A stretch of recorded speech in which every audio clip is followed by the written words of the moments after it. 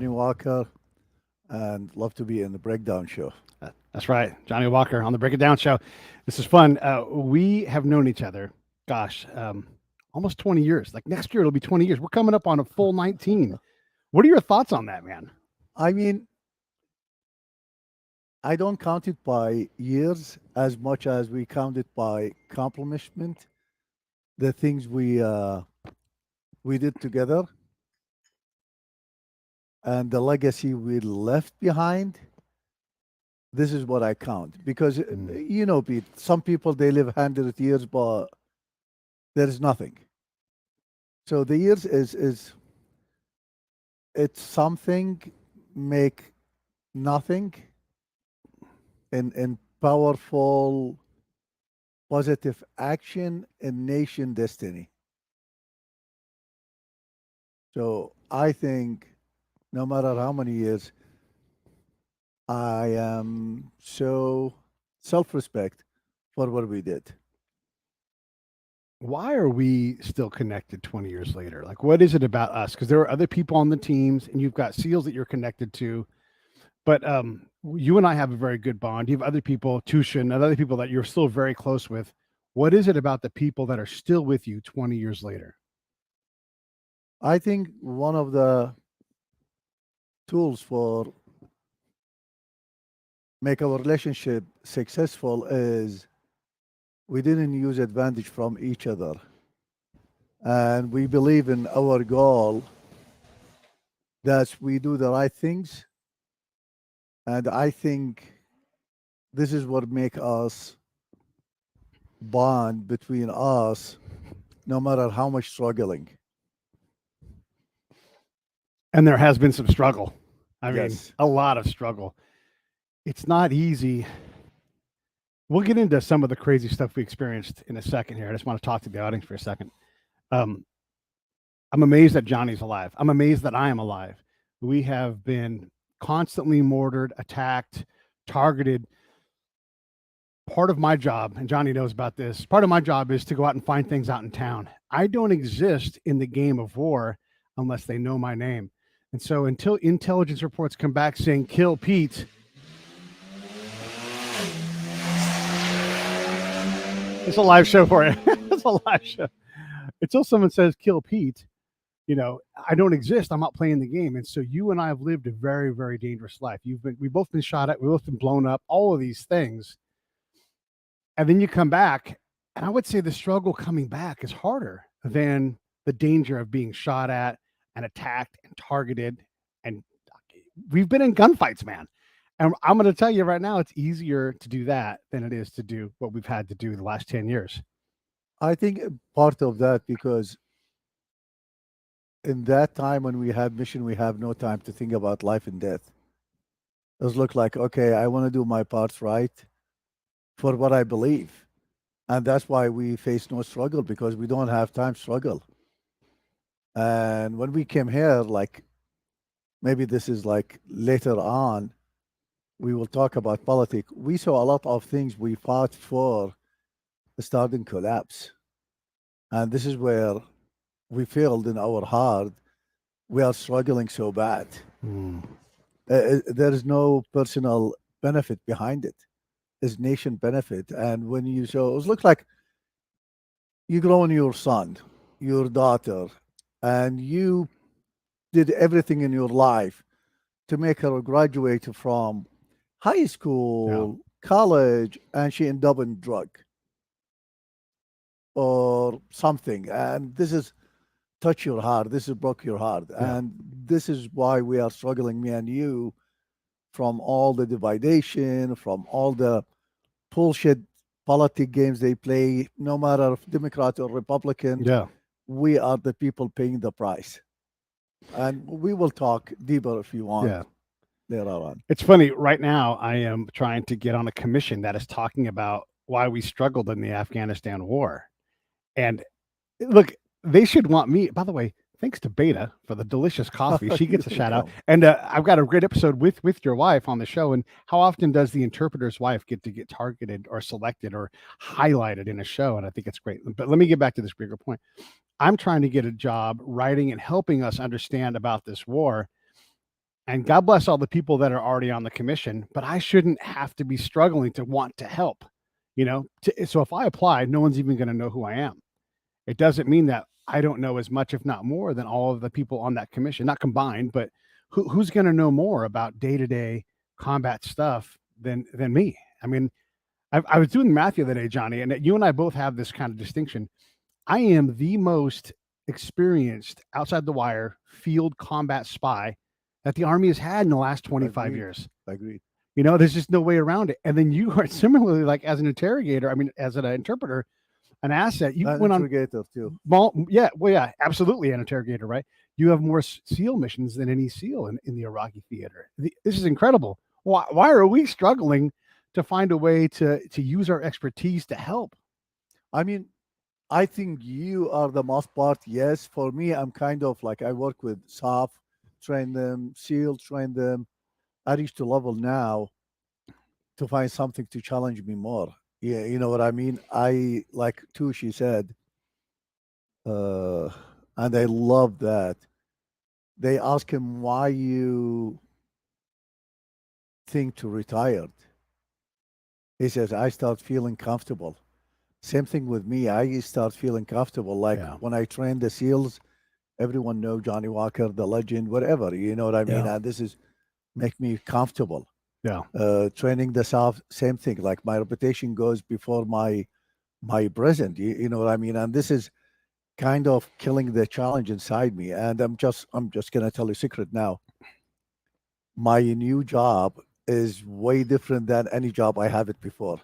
And I have no experience about it, but I know this is gonna challenge me, and this is gonna discover all the things I need to start feeling the war zone. And my field, I cannot talk a lot about it, but it's going to be in railroad train section. So this is the crazy part. But for you, I think you pissed off a lot of people by doing your job, by not bullshitting anyone, by telling the truth. I remember all the things you did in Iraq. Yeah. You didn't fake it.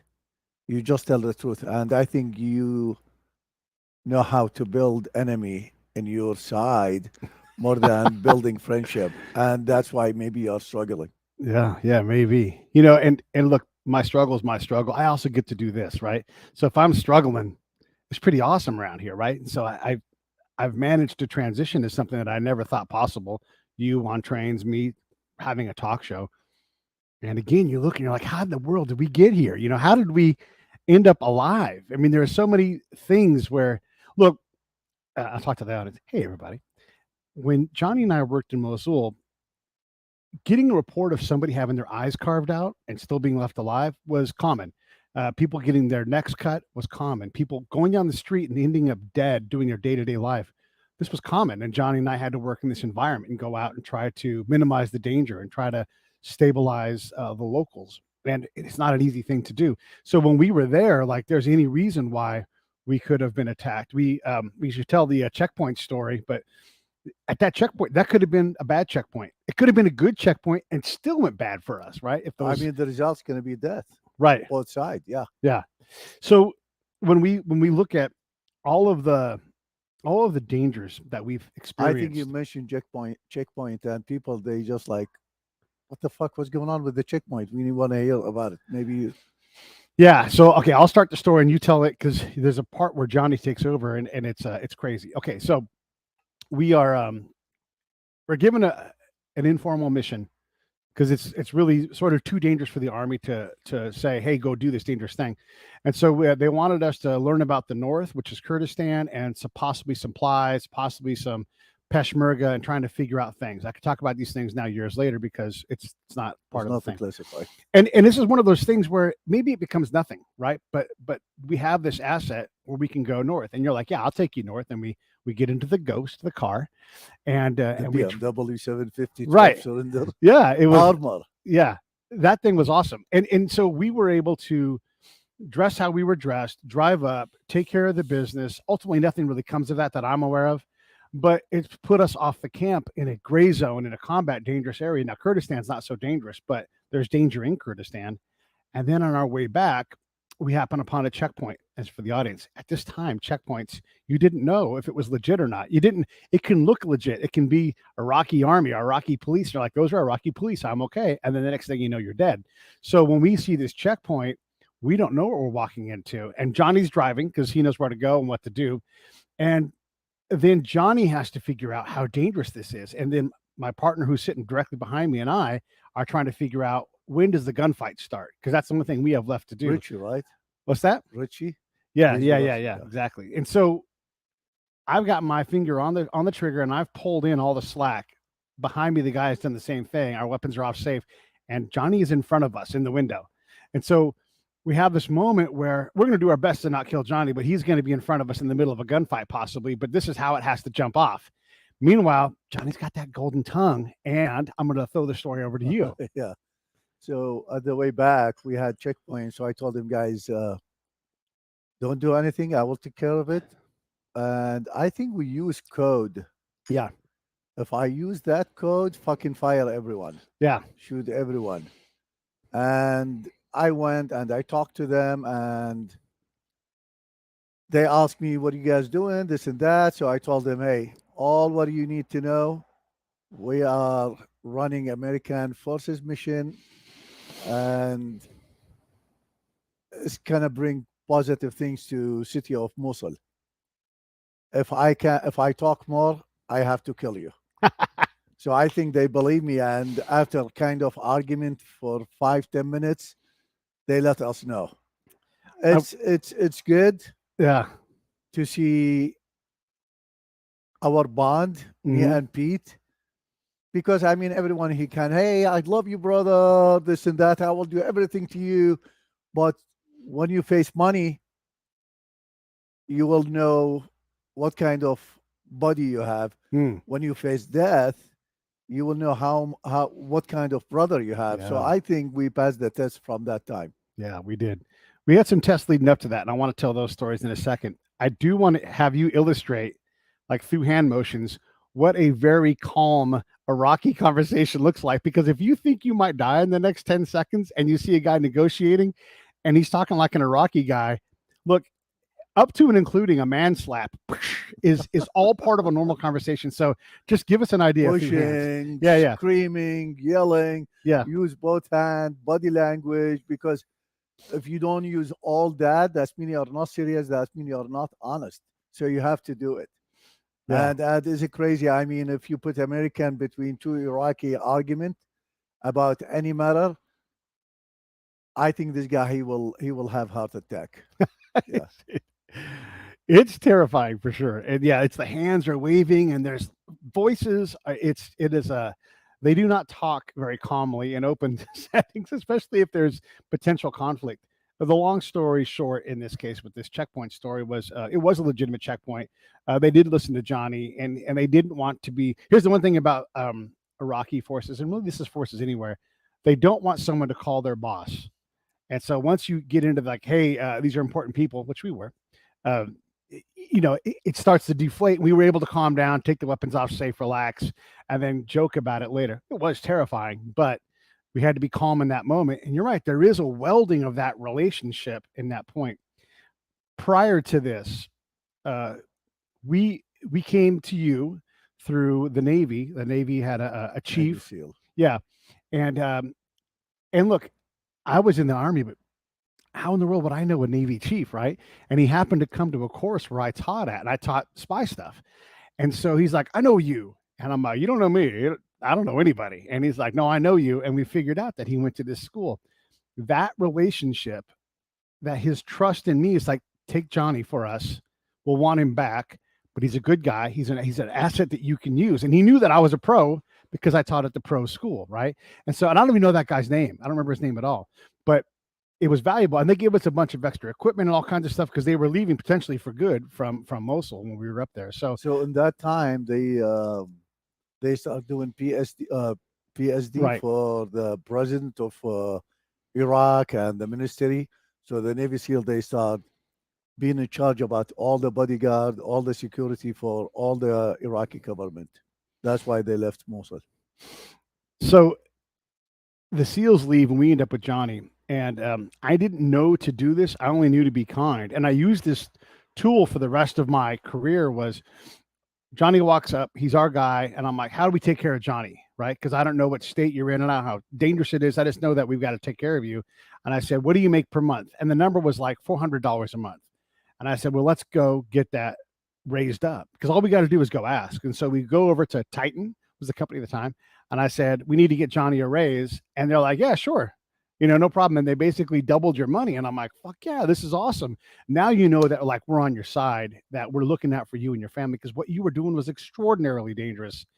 And people just never thought to give their interpreter a raise. Like, if you had an employee, you'd be like, how do I get this guy promoted? How do I get this guy a raise? How do I take care of this guy? And we just don't think of that when it comes to interpreters. So that was the first thing, was I got you a lot more money per month. Was it enough? Probably not, but it was a lot more than you were getting. More than enough. Is it more than enough, though? Is it enough in that condition in Mosul? Yeah, it's enough. Yeah. Yeah. But what would be, is there a too much number? I mean, like, you have to move your family around constantly to stay safe. So after 2000, I mean, end of 2000, after the SEALs left, no, before the SEALs left, I get attacked by assassination team. I killed both of them. And what happened is, I'm driving my car to the airport, where is the SEAL space. And always, when I drove my car, I have the Audi. I put my head between the two middles, windows, there's one middle between. Always I cover my head with that, and I have AK-47 with 75 round magazine. And I'm driving my car, and I saw two guys behind me. They follow me. And at that time, you remember, it's peaceful. Yeah. Also, there is no assassination, nothing. But the time I spend with SEALs, the training I get, the knowledge I get is, don't trust anyone until he prove the opposite. So when the car behind me start following me, he's like, okay, I'm going to consider this is anti-following, and I will put my plan on that. If I am wrong, no one lose anything. If I am right, I will protect my life. So my plan is to drive, take right, suddenly surprise them with right turn. And if they follow me, I'm going to push the gas. If they try to raise me and pass me, this is where my surprise element to push the brake, and from there I can do whatever I can do. So I did everything. They follow me. They are not friendly, and when they pass me, I saw the guy with 9mm pistol. He shot me one round, but because he's confusing speed, surprise brake. When he shot me, he shot the plate between the two windows. So in that time, I stopped completely, and I took my AK-47 and I started shoot the driver, kill them, and kill the other guys. And I went and I dropped my ID, dropped my things, and people start gathering. And hey, what's going on? I told him nothing, but just like those guys work with Americans. And everyone, oh, cool, this and that. And I left. I went to the airport, and after like 3 hours, 4 hours, because I went back to check my house, see if they are under attack or something. When I went to the airport, Steve Hilley, one of our intelligent officer, he says, Johhny, hey, you have to be careful. It's like, what's going on? He says, they found a dead body. Interpreter works with Americans. His name Riyad Khalif, which is me. Like, okay, no big deal. He don't know. I already killed the first two Qaeda intelligent assassination team in whole Iraq. I am the first one killed them. So this is the price we pay. Yeah. And in case you missed it, he dropped his ID and said these guys work for the Americans. And so it was reported that Riyadh, that's the guy sitting over here, it's this guy right here, that he was dead. And so he had put this game on him as well. So another thing that we need to discuss also is, at the time, if you worked with or associated with Americans, people were watching you. and they would send you what we called night letters, and there would be a threatening letter. Now look, we have people that threaten people on Twitter and that kind of thing, and they're adorable. But someone would write a letter, and they would say, if you work with the Americans anymore, we're going to come kill you, and they put a bullet in the letter. Now, it's easy to dismiss this, but the thing is that people were really being targeted and killed. And so when you have this and you're trying to establish a livelihood and you're trying to work with the Americans, and there's an active force saying, don't you dare do it. And they aren't even all Al-Qaeda. It could be jealousy. It could be an old vendetta. It could be anything. Jealousy, all this kind of, except Qaeda, they are not going to reach the rage to killing. Okay. Maybe they try to hurt you in any way they can, but killing will, I mean, I'm certain there's no way to reach to that level. And the Qaeda, just to let everyone know and the audience, how has that happened? Like when they know someone worked with Americans, the intelligence gathered information about him, and they go to the religion guy. They call him Mufti or Imam. That Imam, he give like religion fatwa. Fatwa is like kind of order to legalize the killing by name of God. You know what I mean, Pete? Yeah. So this is what happened with me. Those two guys, they came with fatwa to kill me. I mean, after a few months, they put my name in the mosque. They put my name everywhere, enemy of Islam, all this bullshit. But killing in Iraq caused by two, name of God or honor or revenge. But I don't think so by jealousy or anything else. In my case, by name of God. Yeah, yeah. And so when your name is in the mosque, it's not because, hey, Johhny Walker's been done good. He's like he's our guy, right? He's the opposite. He's enemy of Islam. Right. Yeah. And so as an enemy of Islam, you're going out and doing your day-to-day work. It's even more dangerous. But let's back up and let's tell a couple more stories. So at one point we were out in town, and there's a perception that Iraqis don't drink. I'm here to tell you right now, a lot of Iraqis drink. And up to including I had a Muqaddam, a colonel, during Ramadan, and I'm like, tell me, like, can I have, and I know a lot of these answers, but you have to ask the questions so they can answer them for you. Are you going to tell them the liquor we buy and we sell it inside the base? Well, no, we're not going to tell them about that. And so I had this Muqaddam, this colonel with us, and we were talking to him, and I said, tell me about Ramadan. Like right now it's Ramadan. Is it okay if I drink water in front of you? And it's like, guys, like, not only can you drink water in front of me, we can have a drink during Ramadan. Would you like a drink? And anytime in combat zone, anybody says, do you want a shot? Do you want a drink? You say yes. And so what does he do? He opens up his drawer, pulls out a bottle of whiskey, and then boom, we took drinks of whiskey out of the same bottle. It's fine. It's just how it goes. But that's the difference, right? Like, so what we think Iraq was and what it really was to you folks is not just this religious fight. It's westernized. I mean, if you look at it, just go to YouTube. Anyone can go to YouTube and put Baghdad or Iraq 1980, 1970. You will see surprising picture. Yeah. Beautiful picture. You know what I mean? And the religion is way separate than our life. You want to go to the mosque, like here. Now, you want to go to the church, mosque, do whatever. No one give a shit. But don't force me to do what you believe. You know what I mean? Yeah. So after 1990, getting start thing in all Arabic Islamic country because of Brotherhood Muslim. Yeah. Brotherhood Muslim, they establish and start recruiting the foundation of people. And like religion grow up very fast when you find a lot of poor, hopeless, not homeless, like what we have in San Diego, hopeless people. Religion started growing up so fast, like fire. And in 1990, most of the Islamic countries in the Middle East, they are poor. And the leaders, they are rich motherfuckers. So this is why Brotherhood Muslim start recruiting, and the invitation, the message go very fast. Yeah. And people start change, the community start change.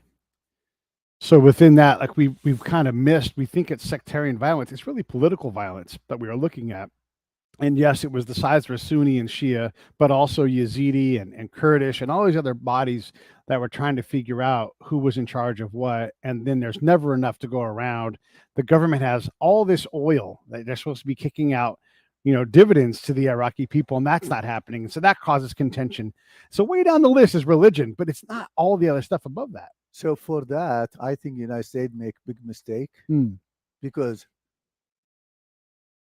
one of the things, liberation Iraq is one of the awesome things happen to Iraq, but the plan after is stupid plan because how you can build solid country and you're already divided by politic?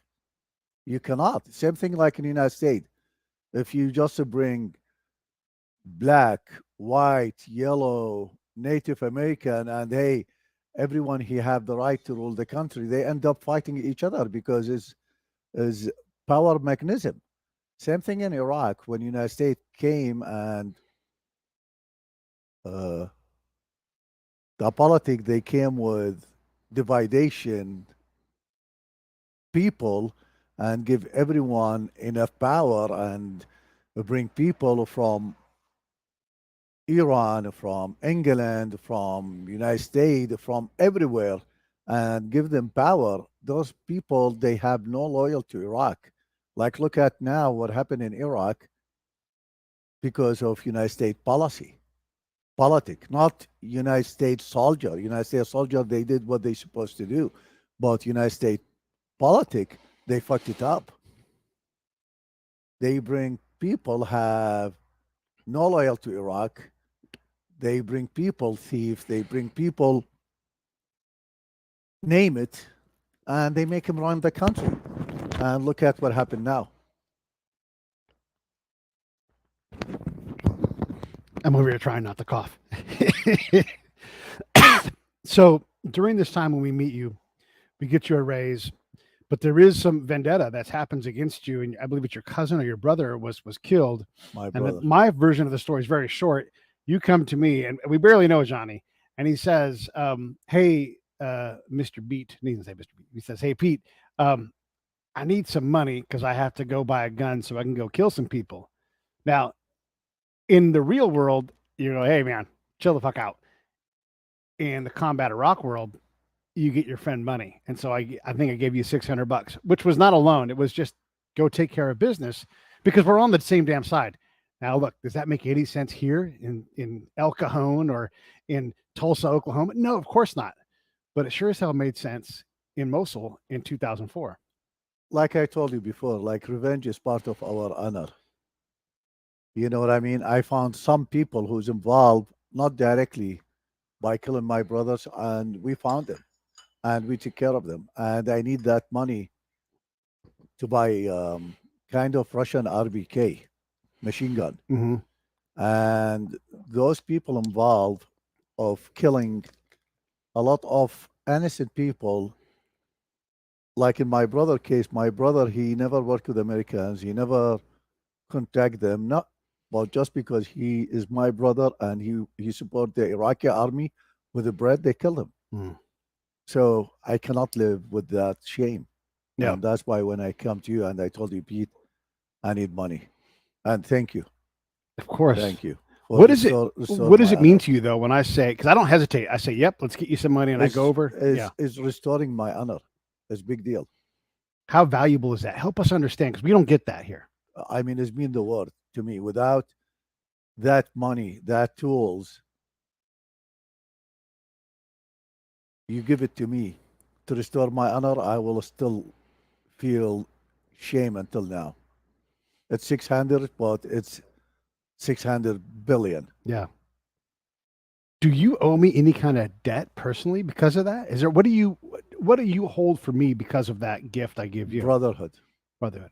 Right. Right. And what's more valuable than that, right? This is the most, like I told you, like the legacy we build, Mm-hmm. the brotherhood we build. Yeah. This is value more than any money. And I owe you no matter what. Yeah. And yet you don't owe me will find anything, right? Like it's just. But still. Yeah. And you know, like the small thing, like when you came with birthday cake Yes. and a small gift. You Yeah. know what I mean? Yeah. This kind of things make me happy. Yeah. It's my birthday tomorrow, and Johnny and Beta got me a birthday cake. How great is that? I love it. It makes this is a genuine smile. Yeah, it's fantastic. We've done so many things, so many dangerous things. We had to challenge ourselves and think outside of all norms to operate in this environment. And yeah, I am proud that we got a chance to do it. I'm still shocked that we're alive. And then I remember when you got sworn in as an American citizen. You know, like what a great day for anybody. There were almost like 1,000 people in that building that day. It was a ton of people becoming Americans and family watching this happen.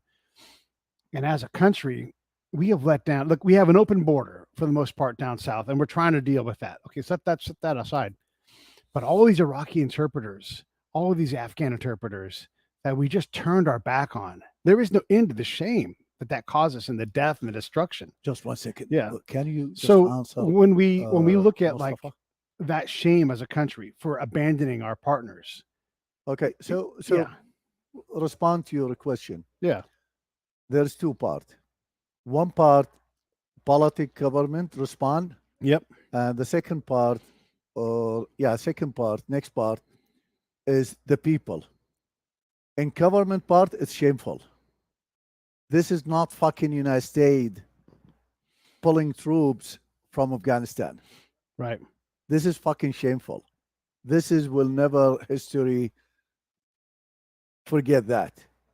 But if you look at it on the people side, you, me, most of the Americans who get involved directly to smuggle, and I'm responsible for that, Yeah. smuggle Afghani interpreter who's proved loyalty and sacrifice to this nation, smuggle him from Afghanistan to Pakistan. One of them is John Sherikan, Mm-hmm. close Yeah. friend of mine. Start smuggle him from Afghanistan to safe house in Mhm. Pakistan, gathering money from their own pocket, bring him to United States and fight all the fucking red tape, bullshit government things to let that Afghani guy keep his American promise to him Mhm. and keep his American dream. So in government level, it's fucked up. In people level, citizen, American citizen of United States, I'm proud. Yeah. To Like make you. look at all the fucking weapon we left behind, Yeah. and what the fuck? I Yeah. mean, why we did that? Just to prove you pulled the troops from Afghanistan. You can wait another 6 months, 1 year, and pull the troops with dignity. But instead of that, look at YouTube now. Yeah. And it's fucking shameful in every American politic when Afghani people who's work with us Mm-hmm. and we are about to leave and they hang on the fucking C5 tires and they know they will be killed. Yeah. They did that not because of the American fucking politic. They did that because they believe in American dream. When And this is the fucked up things. I would never forgive them yeah. to do that. They destroyed our reputation. I don't care if they fucking mad the government Yeah. or Democrat or whatever, but this is fact. They have to face it to from now until end of their life. It is. This is shame. It's a national embarrassment. It is shame. And if we're going to go somewhere, we have to accept the fact that the people that help us need to come back with us if they want to. Why we do this fucking mistake over and over from Vietnam to Iraq to Afghanistan? Why? I don't have an answer. I for mean, that. if you call them idiots, no. When you listen to any politic speech, it's like, holy shit, he's smart motherfucker. Yeah. But in the action, they are idiot. When you think about America abroad as a government and as people, But the Kurds would never. How can they ever trust the American government again? Yes, there's some money and aid coming in, but how would they? How many times have we turned our backs on the Kurds and just left? over and over Oh, and over and over. yeah. So, And and when do we not do and that? again, Yeah. the Kurds, they don't trust the American government. They know the deal with them. You know what I mean? But they trust the American dream. Yeah. They trust the foundation of this nation is built in good plant Mm. and seed, and it's gonna grow up one time from one of the leader, no matter he's Republican, Democrat, middle, whatever. He's gonna say enough is enough. We need to do the fucking right things. I am sure because right now every Americans he is not feeling right about what the politic doing, if they are Republican or Democrat. Mm. Everyone, he said, it's a joke. And when you hear that in a lot of a percentage, that means change is coming. Yeah. I mean, and we get to change our government all the time, right? Every 2 years, we get to vote on something, and if not even more often than that. So it really is on us to kick out people that we're not happy with and move on to other people. People shouldn't be in government for 20, 30 years. They should get out and go do something else. Yeah. Let me ask you this, though. So when you look at somebody, so you're from the Arab world, you're from, the Middle East, you're from the breadbasket and the heart of humanity. I mean, Babylon, all, Samara, all these things. If you look at the Sumerian legacy, is that tied to America? Like, have we followed a map where we go from like the Sumerians to the Greeks to the Romans? Okay, so let me answer you in different way. Okay. Why make United States is the most advanced, strong nation, lead nation in the world? Some people they said they have no history. This is dumb, stupid statement Okay. because you are not measure civilization by building. Mm-hmm. Built 1,000 years ago. You measure the civilization by the build and the bridge build it between past and future. Like you came from Europe. Your grandfather 200 years ago. I came from Iraq. My friend, he came from Iraq. We came from different civilization, and all of them build this nation. So, United States, they don't have physically building civilization, but they present the word civilization, and this is the only country. Back to your question. Yes. From day one,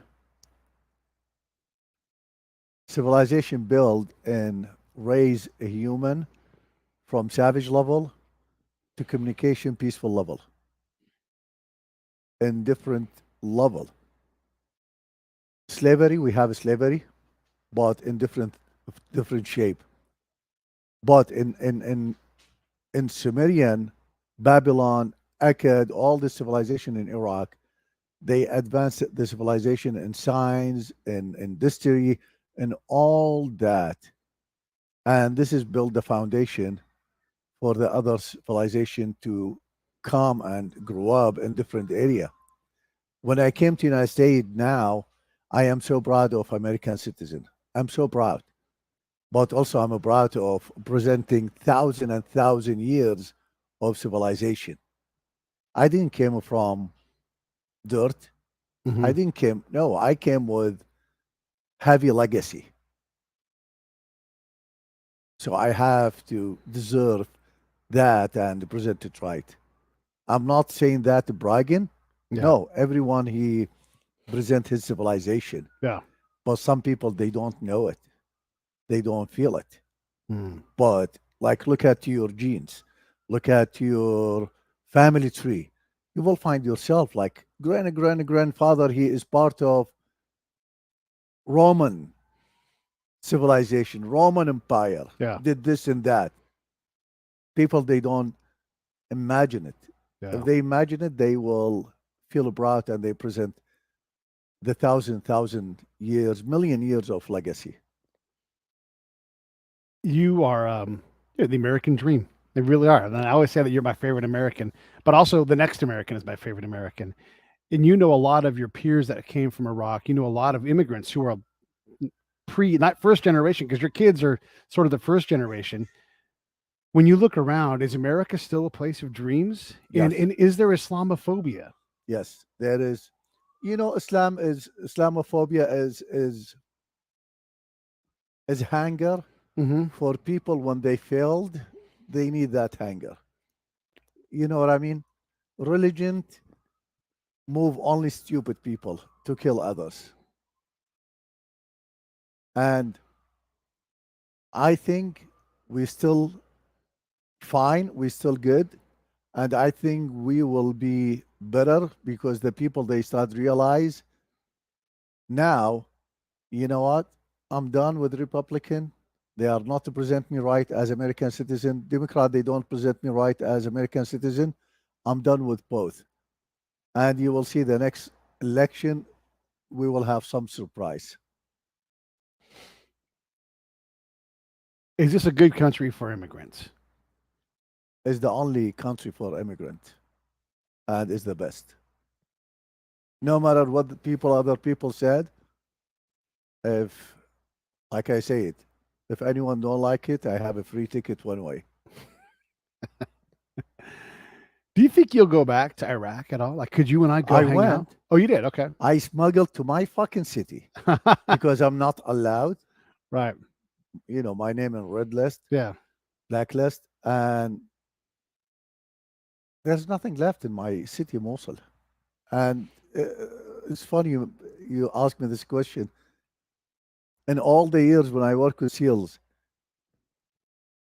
I remember the most wonderful, sweet word, home sweet home. Yeah. I never felt it in my life. When I went in my city, Mosul, I felt that word, home sweet home. Mm. I just want to go back to fucking United States. I didn't feel safe. There's a saying in English, and you probably are familiar with this, but they say you can never go home again because whatever home was has changed. Good, bad, or just advancing, you can never go home again. And I think that's what you're experiencing, right? So, what the home definition? The That's a good country thing. definition. So What do you think? I think it's interesting. One, the What the place, home? What do you consider? Okay, I consider United States is my home. right? How you consider that? What kind of things you felt it in your heart, and it's like shit. That's my home. When I go into the Bay Area, which is where I'm from, and I'm coming in from say San Francisco Airport, I look across the bay and I see those hills. And there's a Mormon tabernacle there. I'm not Mormon, but it's part of It's all that right if you thing. be Mormon. It's a free country. Yeah, well, I'm just saying that I see it and I go, hey, this is home. And the weight of the air feels completely normal to me. It's not. It's just a perfect place for me, right? And that's why So if you I are in fit in New there. York, Manhattan, Not my home. with see, for me, home is dependent on three tools. Okay. If I found it, this is my home. Roof, cover me and my family. Yeah. Food, not make my kids struggling and starving, and dignity. No matter what kind of weather, no matter what kind of city. If I have those three things, this is my home for good. Yeah. And I didn't feel it back in my original home, Iraq. I never felt it because I don't have a home. And everyone consider me enemy of Islam, traitor. Yeah, you know the deal. Yeah.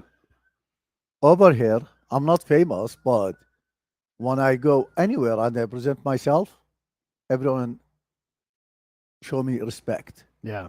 You know what I mean? So Yeah. this is the dignity, and this is my my roof, and we can have barbecue Yeah. soon, me and you and Oh, my friend, and this is the food. You know what I mean? So this is my definition. yeah. And I say it before, if this country, see, one of the things, one of the advice, I want to give it to anyone he like to hear it. We have to raise our country above anything else, above religion, above belief, above uh, skin color, Yeah. everything. Politic opinion. My priority is my country first, Yeah. and after that came those bullshit things built by human to divide us more and more and more. Like in this country, under attack by any Muslim country, I have no fucking problem to put my body armor and take my fucking weapons and go fight. But I'm not gonna fight for politics. Like what happened in Ukraine now. Yeah. I feel so sorry for what happened to Ukrainian people. It's not fair. But at the same time, we have people struggling in the United States. We have fucking homeless everywhere in Yeah. San Diego. I will take you to downtown and you will see how many homeless we have. Some of the homeless, they are veterans. Yeah. Before I donate or gather money and send it to others, Ukraine, Iraq, anywhere, I have to build my family first. Mm. And after that, I will feed my neighbor and friend of my neighbor or wherever. If it's national security matter, because Russian attack, if you don't have foundation, you will never fight back. People, they will never fight back. And that's why I'm not against it, but I'm not with Ukraine billion money. We need it more than the fucking gas is $7. How many times Biden Yeah. he put gas from his own pocket and he feel, oh shit, this is fucking pain. Yeah. $7 is a lot. How many times? Yeah. Never. How Yeah. many times the politic? Never. Yeah. Because they don't feel our pain every day. I think it's fair to throw some criticism at the man. He can take it. He wanted the job. He can take it. And yeah, the cost of eggs right now is crazy. The access to certain things is not what it They should be. divide us. Look Yeah. at what they do. They destroyed everything, the politics. They tried to destroy everything this country built on. Right. Yeah. I mean, no matter Republican or Democrat, this, one take us to hard left, one take us to hard right, Yeah. and they divide us. I hear from people, from Americans, citizens, they says we don't have that shit before. This is strange. Yeah. It So is. everyone know this is strange.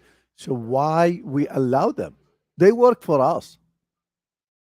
President, That's right. Cong, they work for me. Yeah. So That's if the right. quality of the service, if it's not right, if it's not satisfied me, why I accept them? You know, I sent an email or two to my congressperson in my district, my representative from the House. I've yet to receive a response Of from this course, person. he will never. Yeah, it's a But when lady. he need your vote, Yeah. Oh, yeah, yeah, he yeah. I will mean, there'll send be an you assumption. tons Yeah. of email. I know, and it doesn't surprise you, right? And I'm looking at both of you guys. Does it surprise either of you that I have my last two representatives? I've emailed both of them, and neither of them has ever responded. And if you go to his office, you will never meet him, It's a lady, but yes, no yeah, matter what. yeah, yeah, right, Person. right, yeah. You know what I And mean? if I said, hey, I am your constituent, right? We put you here in And this office. is one of the reasons I want to Yeah. move from California. Mm. Yeah. So is California not your home anymore? Is still the United States is my home, Yeah. but the way how I look at it now, I don't feel safe. Yeah. I don't feel my American dream safe anymore in California. First, I'm immigrant. I'm not against immigrant. 70% of population in California, they are immigrant. They change all the fucking American culture to immigrant culture and fraud the system. Second thing, expensive. Like you barely make 5,000 and you pay 4,000 for a house. Okay, what are you gonna do with 1,000? And you know what, Pete? Most of the community collapse start when the government not paying enough, not controlling the market.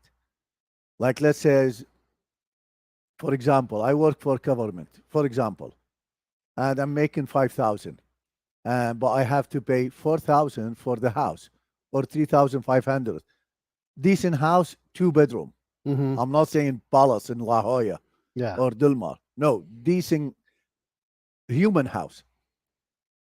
How I can survive with 1,000 bills, food, car, gas, with $5 now, the gas between 450 to five up in $5. How I can survive with 1,000 if I don't fraud the job, the position I am in. Yeah.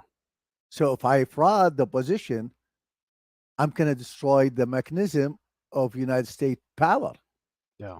And this is what the California, they want to do that. They want everyone to be a sheep. Beside the immigrant, they fraud the system.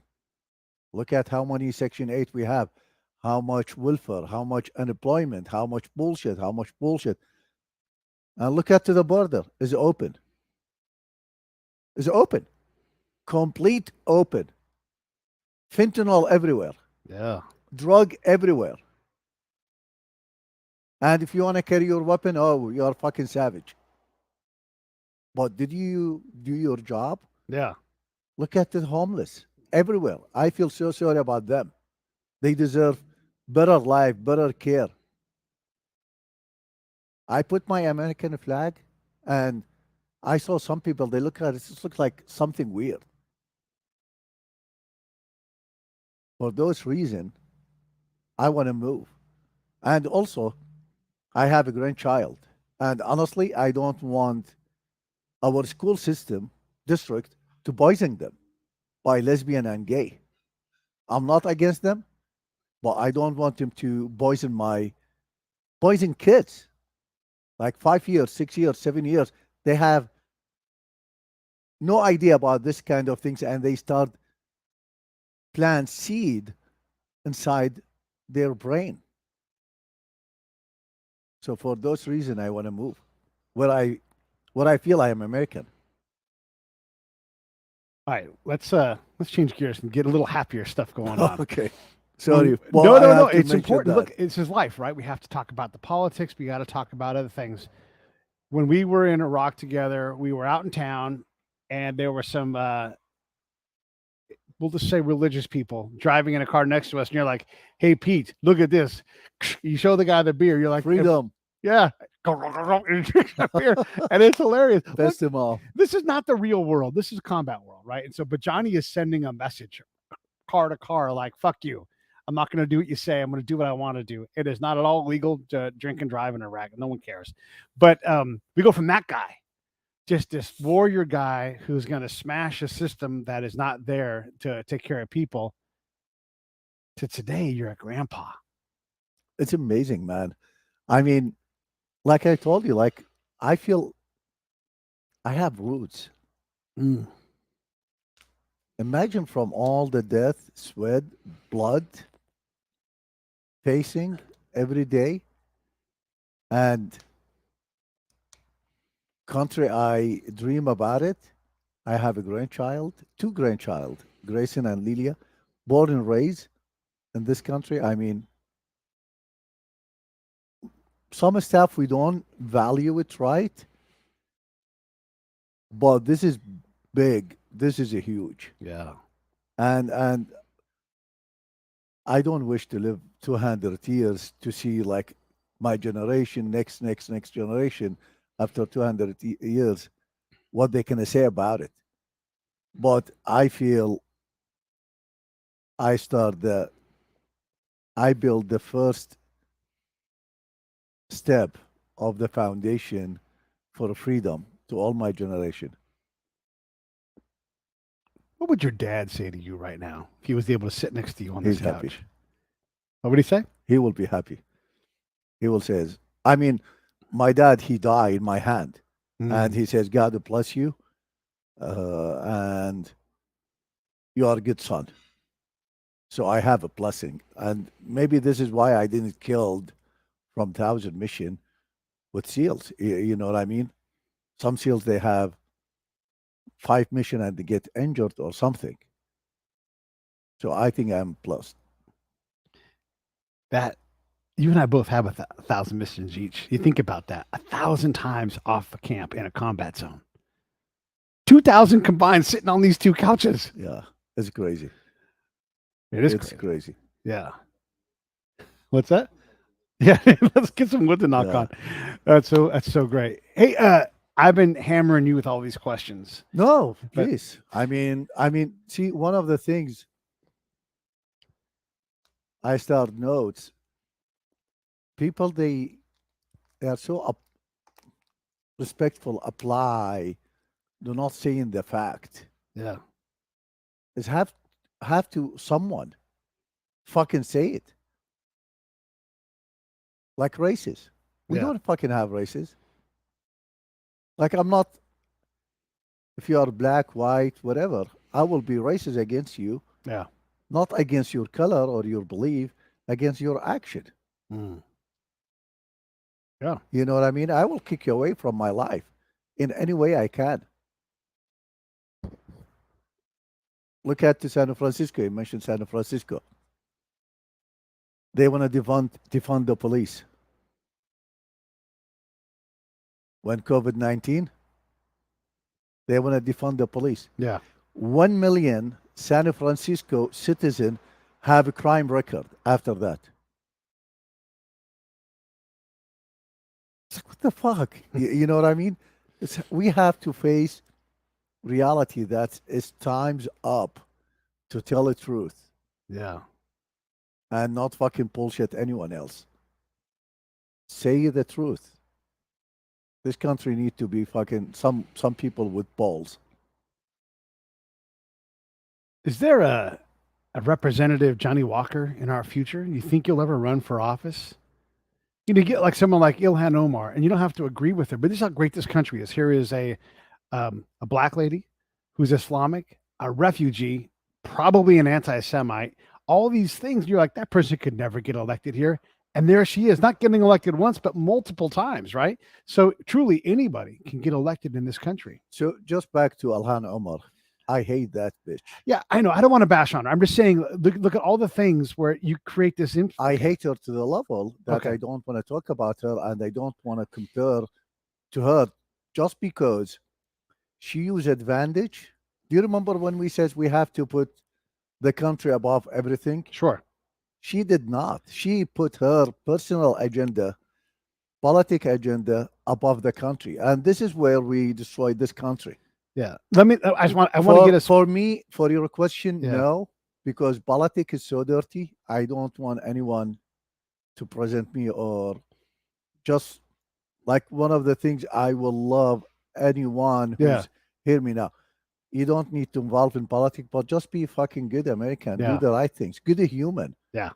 You know what I mean? Without just back 20 years ago. Yeah. Can we do that?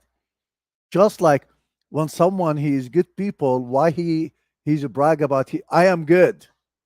This Yeah. is normal, basic American citizen. Yeah. We need to go back to that root.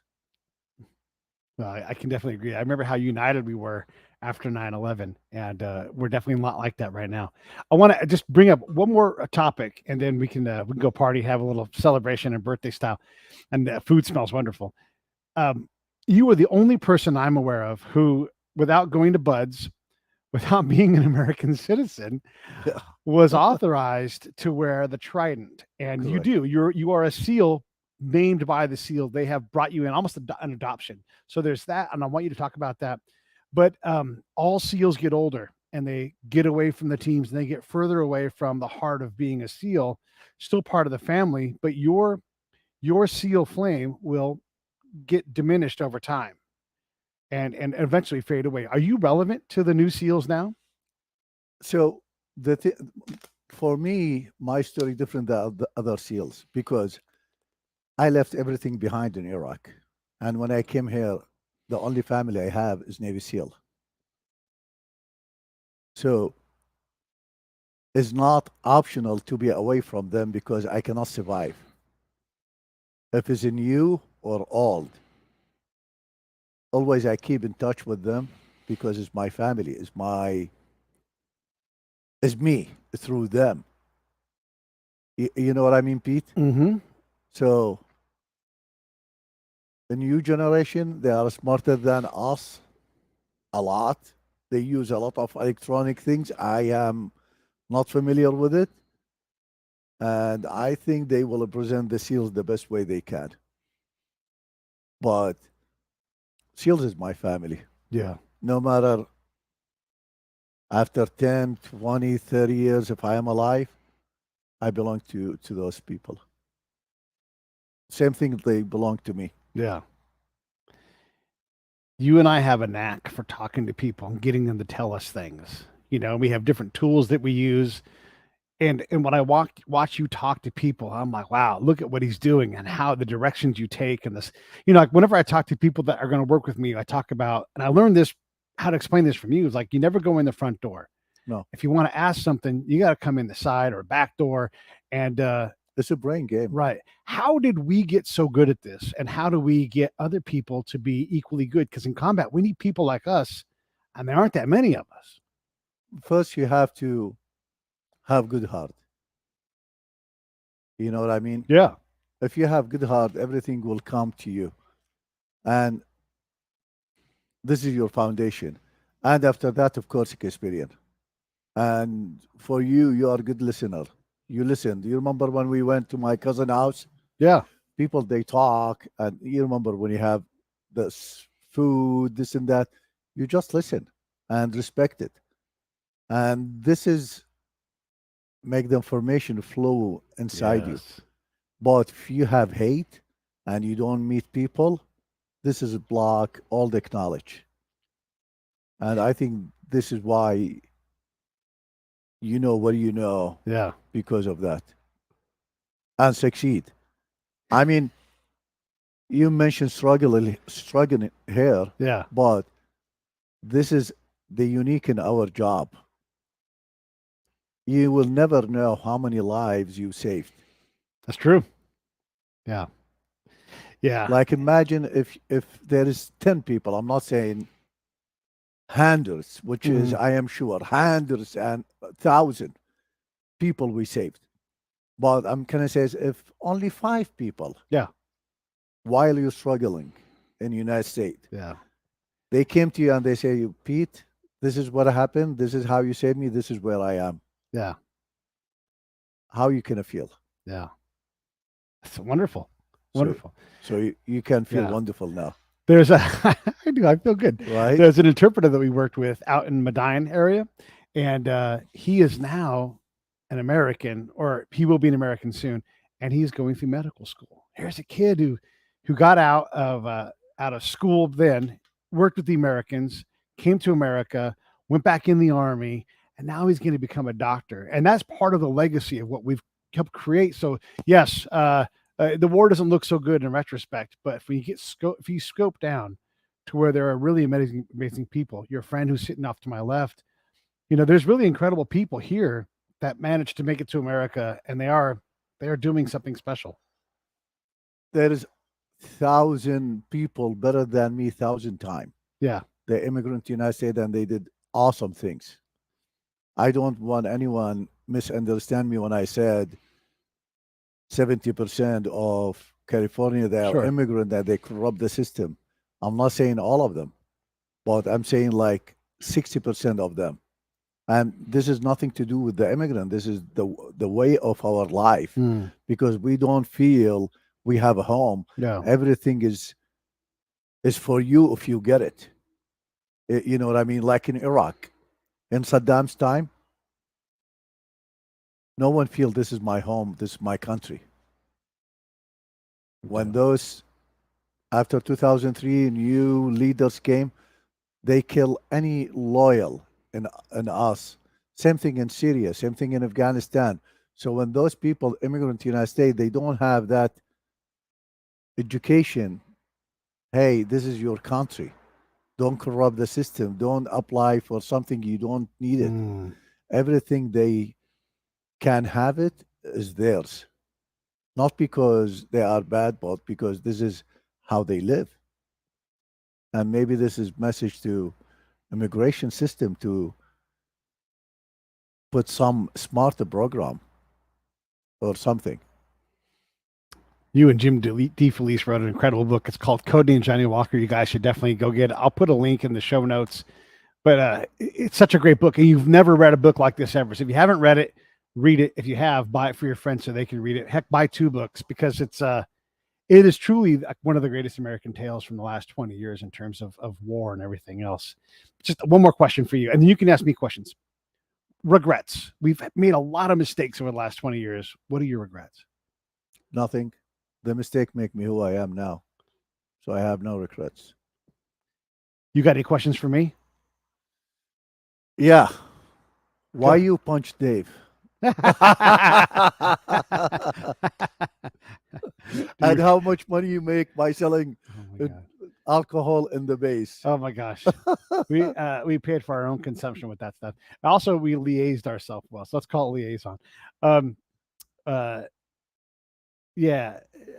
Dave had it coming.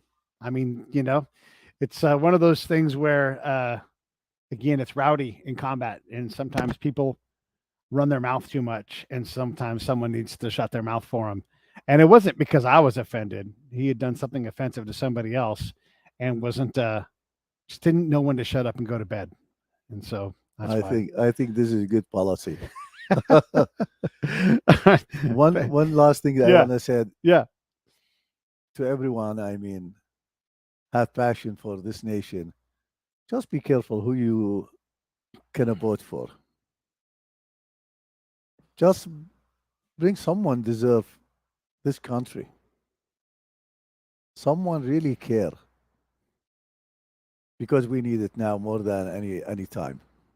And thank you so much for this opportunity as always, and is a pleasure. And it's awesome time with you. Always, Pete. I love you, Johhny Walker. I love you too, brother. Hey, thanks for watching the show. I really appreciate it. Right here, you can subscribe. Please do that. It makes the show grow. Hit that notification bell so you know which incredible guest is coming up next. Down below is the PayPal link. You can put a small subscription in. That is an enormous help. All that money goes right back into the show. And then right up over here are the next episodes you should listen to, curated by yours truly.